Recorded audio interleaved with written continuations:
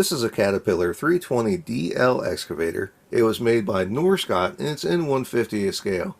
Now this is a pretty good model from Norscot. This was right there towards the end when they decided to go from looking decent to being good, accurate, detailed scale models.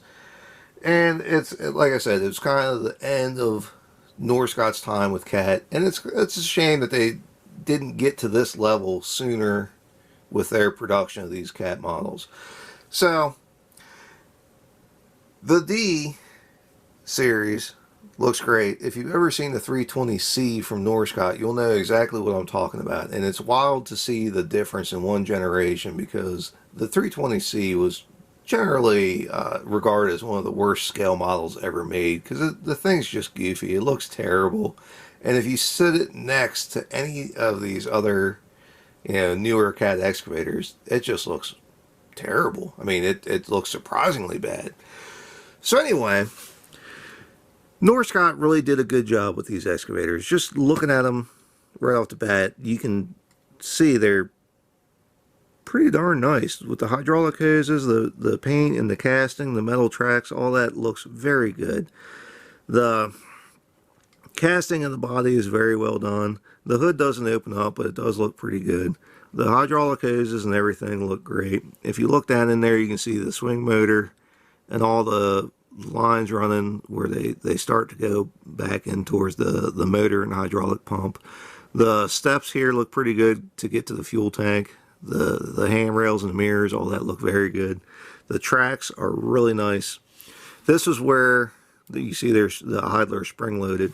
This is where metal tracks on the scale models started to become a standard thing, and Norscot really did a good job with this, and also just making it affordable. That was something else that was really cool. Up until this time, getting metal tracks on a model usually meant that thing was going to be really expensive, borderline unaffordable. But Norscot really, well, honestly, Ertl made the difference, and everyone else kind of followed suit. They basically proved that you could put metal tracks on these scale models, and it could be affordable, and it could look good and be well done, or well made, I guess. Now, the cab detail is surprisingly really good.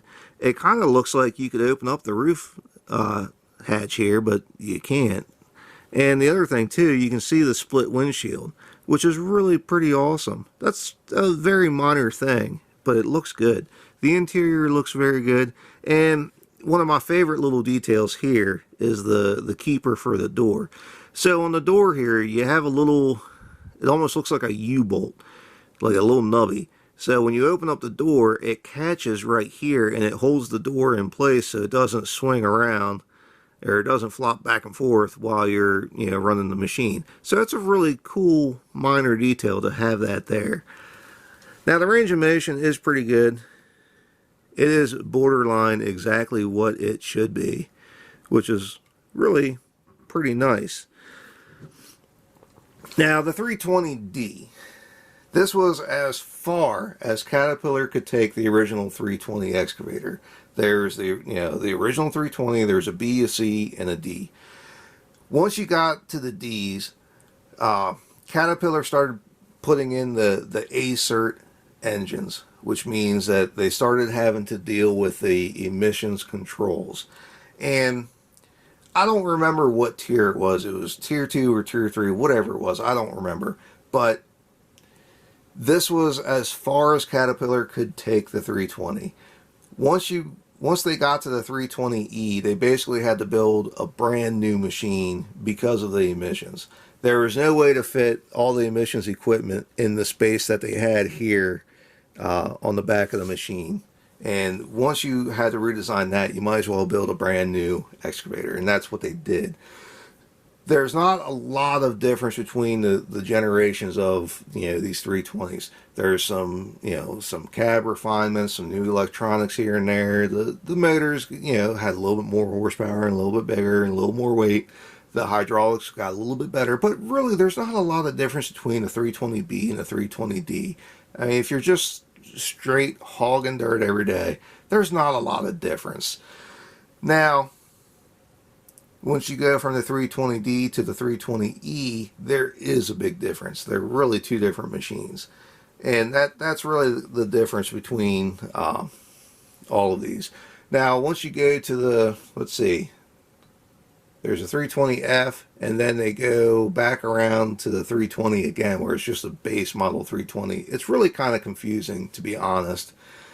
There, I mean, there's no reason they couldn't have continued the letter designation, but I guess they wanted to start over.